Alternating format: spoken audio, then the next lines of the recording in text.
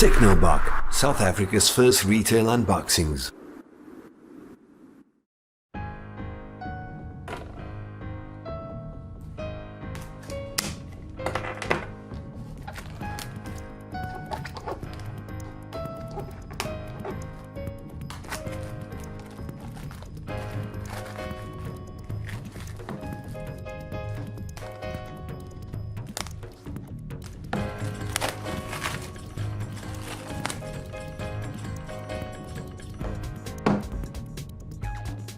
After having cut the plastic loose on the P8 box, let's get into the meat and bones of it. First thing to say right off the bat, the P8 has to be one of the most impressive packaging experiences I've ever seen. I've unboxed just loads of products, and very few of them even come close to the level of attention to detail and the entire feel of this whole experience. Firstly, the box tells you that it's been done with the environment in mind, and it's been done using not only recycled materials, also printed in a soy ink. That's just the start of the whole thing. When you slide the envelope open, everything is extremely premium and almost has a very, very high-end design and feel.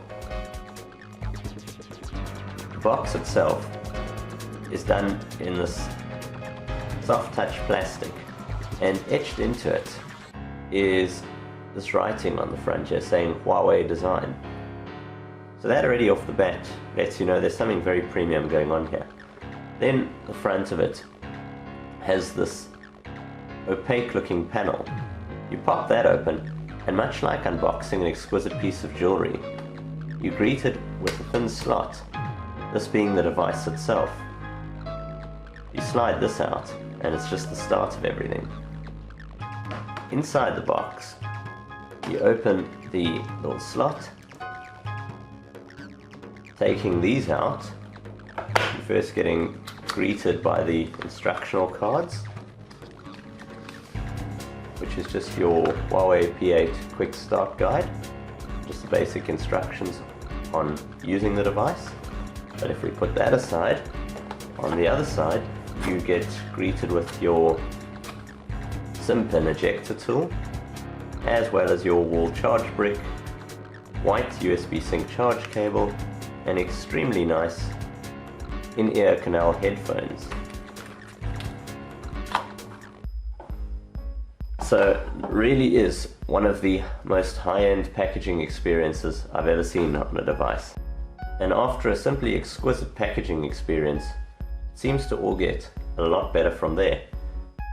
First thing, you look at the device. It's extremely slim.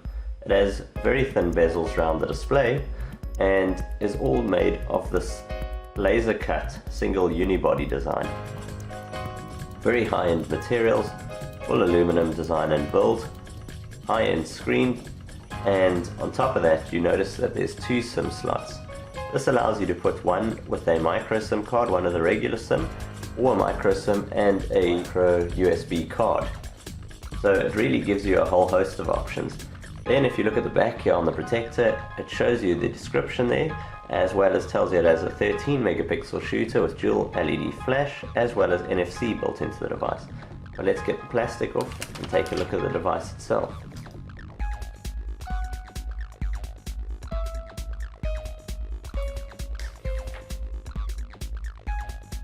So as you take the device out of the box itself and you begin the power up procedure, it gives you a greater chance to look at this pin sharp vivid display, which is literally pixel popping and looks absolutely flawless.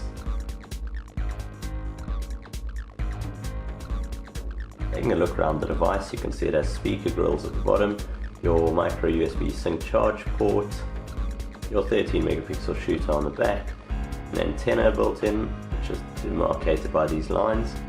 Once the device is powered up, you're greeted with a lock screen that simply sliding sideways will unlock, as we've become used to with Huawei's Emotion UI. And they've done a really good job of keeping a very clean overlay here, and one that's very unobtrusive. At the top you got your clock, as well as your current location's weather. In my case, a very nice 25 degrees in Cape Town at the moment.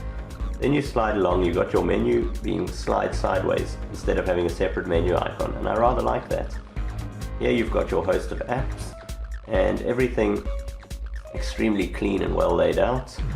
You've got folders here with your tools. You've got some really cool stuff, such as one called Huawei's magnifier, as well as mirror.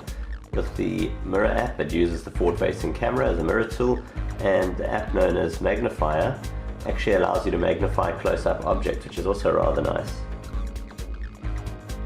So very, very nice tool. Apart from this,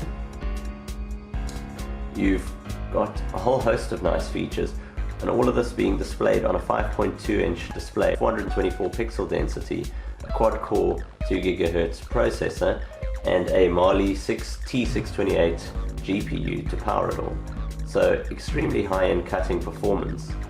The phone also features 13 megapixel camera with a whole host of shooting modes which are extremely impressive, including one known as light painting, which allows you to paint all kinds of effects using motion and light, beauty shot, photo, as well as a director mode for making movie and video clips in a way that really make them come to life.